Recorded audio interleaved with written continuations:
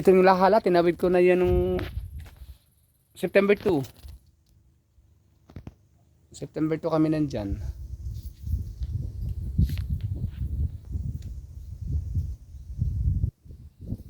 Ito yung babae kanina doon na ginawa na salamin. Siya gumawa nito eh. Galing siya mag ano, timpla ng pintura. Parang Natural lang. Natural. Natural. Oo. Sabi niya, kung gawin ko parang kawi-kawi yan. Oo. Akala mo nga ano, akala mo nga walang pintura eh. Oo. Normal lang. Gagawin ko dyan pagka tag-init. Pressure wash ko siya. Tapos emulsion.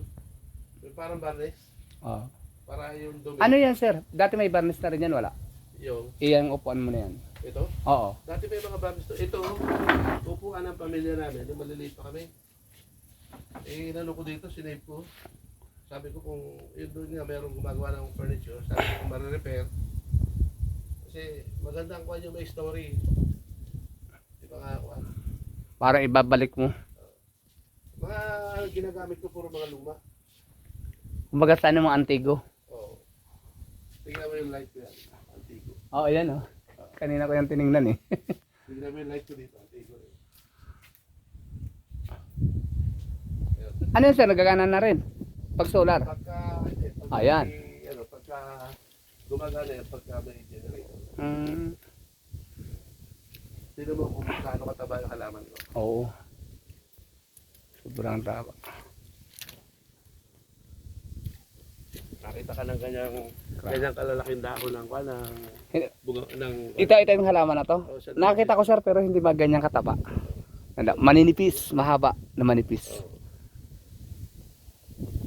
Ang ginagamit ko dito natural. Fish amino acid. Konting ano pa ito? Konting ano na lang ito, develop na to. Hindi ko masyadong inaano kasi pinupuntahan. Ay, bakit natutuyo? Dahil Baka ano, hindi kumakain na. oo. Parang sa ilalim.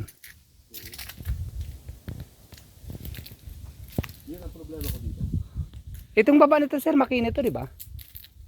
Yung makinit, yun nakita mo yung bundok na yan. Yan. Doon sa likod yung Ito. Ito Bali Beach yan. Kasi ito certificados to. Ang nakakalungkot dito,